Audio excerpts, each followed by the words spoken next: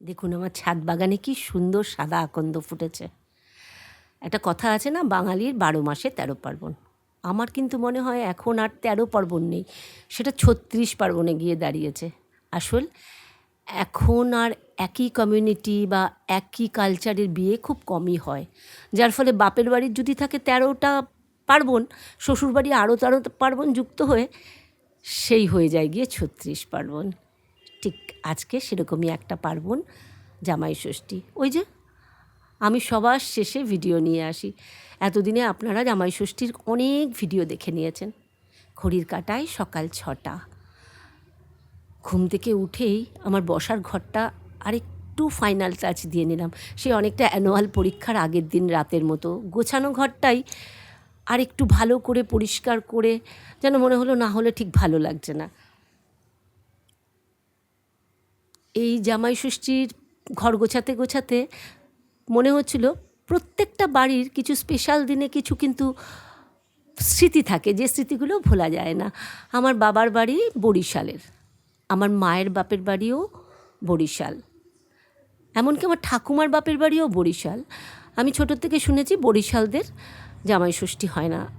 একটা বয়সের পর যখন দেখতাম ক্লাস 8-9-এ পড়ি, বন্ধুরা মামা বাড়ি যাচ্ছে, তখন মাঝে মধ্যে বলতাম আমাদের ষষ্ঠী হয় না, আমাদের পিসিরা আসে না, ওদের বাড়িতে তো পিসিরা এসছে।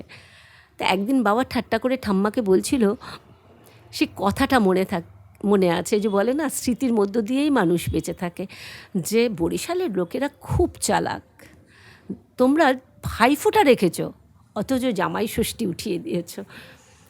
যাই হোক, তবে জামাই ষষ্ঠী নামটায় না আমার একটু আপত্তি আছে। কেন বলুন তো? জামাই আসার আগে থেকেই তো আমরা ষষ্ঠী করি, সন্তানের মঙ্গল, সন্তানের দীর্ঘায়ু, সন্তানের ভালো থাকার জন্য। হঠাৎ করে তাহলে জামাই ষষ্ঠী কেন নাম হবে? আচ্ছা, এটা সন্তান ষষ্ঠী দিলে কেমন হয়? যাক, আজকে সবাই ব্যস্ত, আমি জানি আমার মতো মায়েরা সবাই যে যার কাজে, বা মেয়েরা বাপের বাড়ি যাওয়ার জন্য ব্যস্ত। সবাইকে আজকে সারাদিন ভালো থাকার, ভালো কাটার শুভেচ্ছা। তাড়াতাড়ি এই কাজ করে ওদিকে ষষ্ঠীর সমস্ত গোছগাছ কিন্তু আমার শাশুড়ি করে রেখেছেন। গতকালই ষষ্ঠীর বাজার এসেছি। খুব যে নিয়ম আছে আমার শ্বশুরবাড়ির তা নয়, ওই কিছু জিনিস যেগুলো অন্য সময় কেউ কেনে না, আজকের দিনে সেগুলোর অনেক দাম। আচ্ছা, আমার বসার ঘরটা কেমন গোছালাম একবার ফাইনাল লুকটা দেখি।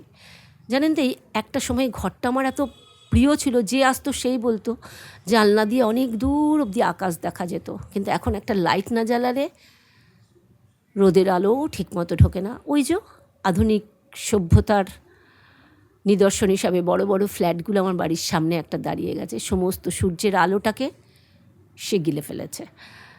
তাই কৃত্রিম আলো দিয়েই ভোরবেলা থেকেই আমার ঘরকে আলোকিত করতে হয়, কেননা না হলে ঘর অন্ধকার, কোনো কাজই আপনি করতে পারবেন না। এই সকালবেলা ঘর গুছিয়ে এবার ষষ্ঠীর নিয়মটা পালন করে রাখবো। বিশেষ কিছু নিয়ম নেই। আগের দিনে আমার শাশুড়ি মা বলেছেন বাসি কাপড়ে পুকুরে স্নান করে ষষ্ঠীর জল তুলতো।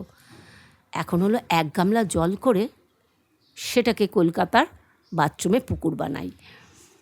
গতকালই সমস্ত বাজার নিয়ে আসা হয়েছে, আবার বোটাসহ আম লাগে। যে আম 40 টাকা কেজি, সেই বোটাসহ ষষ্ঠী বলে একটা আম আমার থেকে 12 টাকা করে নিয়েছে।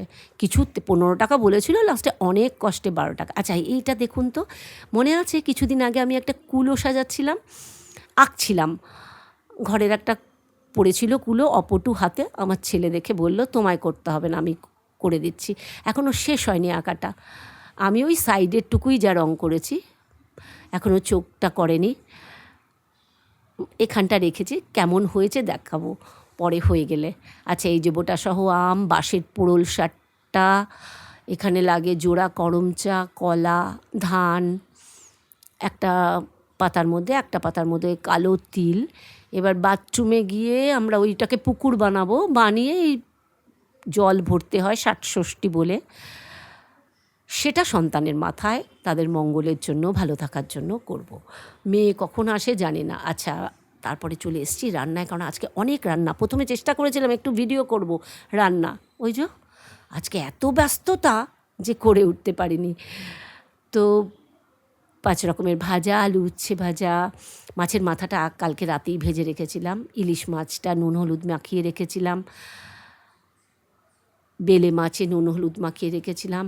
আর আমি রান্নার শুরুতেই প্রথমে আচ্ছা যে জিনিসটা দেখাবো, এই যে দেখছেন এটা বটি। আমি যেহেতু মাটিতে বসে বটিতে কাটতে পারি না, আবার চাকুতেও এক্সপার্ট নেই, তাই আমার শ্বশুরমশাই এটা বটি আর চাকুর মিডল হিসাবে বানিয়ে দিয়ে গেছিলেন। কৃষ্ণা বেঙ্গলি ফ্যামিলি, রাজস্থান থেকে দিদিভাই জানতে চেয়েছিল তোমার বটিটা খুব সুন্দর, তাই তার জন্যই এটা বলা। আমি রান্নার শুরুতেই আগে মাটনটা করে নিয়েছি, কারণ আমার শাশুড়ি মা মাংস খান না, তার ছোঁয়াও খায় না, তাই জন্য আগে মাটনটা করে যদি আমি এই জায়গাটা মাটনটা সরিয়ে গ্যাস পুছে অন্য রান্নাগুলো করি, তাহলে আমার জন্য অনেক সুবিধা। না হলে কোনোটাই ছোঁয়া লেগে যাবে, যে খায় না তাকে তো ছোঁয়া জিনিস না দেওয়াই ভালো। রান্নার কোনো রেসিপি শেয়ার করলাম না, কারণ শতাব্দী দিদিভাই, এসএস কিচেন, তারপরে সেন চৌধুরী, সবার এত ভালো ভালো রান্না দেখি, তাই প্রায় যদি রান্না আমি ডিটেলসে বলি কেউ আর আমারটা দেখবে না। যেমন নর্মাল মাংস করে, মাটন তো ম্যারিনেট করা আর একটু রাঁধলেই ভালো লাগে, সেটুকুই করলাম। এই যে মেয়ে চলে এসছে, এখন ঘড়ির কাঁটায় 1টা, ওদের সকাল। আসলে এখনকার ছেলে মেয়েরা না, ওদের সকালই যে শুরু হয় 9:30 ঘুম থেকে উঠবে।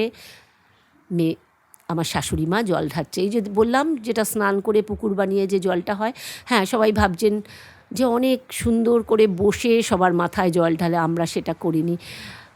আসল কথা ওইভাবে জল ঢালতে গেলে ওদের জামা কাপড়গুলো ভিজে যেত। সবচেয়ে বড় কথা, নিয়মের মধ্যে আন্তরিকতা থাকলেই হয়, আড়ম্বর একটু নয় কমই রইল। এই বয়সেও শাশুড়ি মা এই জল এই যে মেয়ে জামাইয়ের মাথায় দিয়ে আশীর্বাদ করছে, এটাই তো সবচেয়ে বড়। কিভাবে সাজিয়ে দিলাম সেটা বড় না, জল ঢালতে ঢালতেই খাবার সময় হয়ে গেছে। ওই যে বলছিলাম মাছের মাথা দিয়ে মুগের ডাল, ইলিশ মাছ করেছি, বেলে মাছ করেছি, মাটন করেছি, চাটনি করেছি, আম মিষ্টি একটু সাজিয়ে দেবো বলেছিলাম, ওরা বললো কেটে এখন নষ্ট করো না, বিকেলে দিও, তাই আর ওটা কাটিনি। ঘরে বিকেলবেলা বসে আছি, হঠাৎ দেখলাম চারিদিক লাল আভা। ছাদে গেলাম, চোখ যেন জুড়িয়ে গেল। আকাশে কালো বর্ষার মেঘ, তার ফাঁক দিয়ে সূর্যের লাল কমলা আভা, এক অপূর্ব রূপ। ওই যে বলে না, বিদায়েরও একটা সৌন্দর্য থাকে, গোধূলির সময়টা কিন্তু তাই। অনেকে বলে কোণে দেখা আলো, কিন্তু আজকের এই কালো মেঘ আর কমলা আভাটা আমার যেন মনে হলো বিদায় বেলার কোণে। চোখের জলে কাজল গালে এসে পড়েছে, তাতে গালের রুজ লেগে যে আভাটা হয়, চারিদিক যেন সেই আভাটাই ছড়িয়ে আছে। ভীষণ সুন্দর, যা ক্যামেরায় মানে বা আমার মোবাইলে আমি অত সুন্দর করে তুলতে পারিনি। চারিদিকে একটা অদ্ভুত রং। সন্ধেবেলা নিজের বৌদিকে নিয়ে এসছি একটু মা ষষ্ঠীর শীতলা মায়ের মন্দির, আমার বাড়ির একদম কাছে, একটু ঠাকুরকে দর্শন করতে। ভিডিওর শেষ প্রান্তে চলে এসেছি। আবার দেখা হবে, সবাই ভালো থাকবে। তবে একটা অনুরোধ সবাইকে, প্লিজ কোনো বন্ধুরা, আমি সাবস্ক্রাইব করে দিলাম, আপনি ব্যাক দেবেন বা আপনি আসবেন, এত নম্বর লাইক দেবেন, এটা করবেন না। আমি ঠিক চলে যাব, আমি আপনাদের কমেন্ট পেলে ঠিক চলে যাব। আমার অনেক বন্ধুরাই এই রিকোয়েস্ট করে, তারপরেও এই মেসেজগুলো আসে, যার জন্য আবারও বলা, এটা করবেন না। আপনি ভিডিও ওরিয়েন্টাল কিছু বলুন, আমি ঠিক চলে যাব। ভালো থাকবেন সবাই।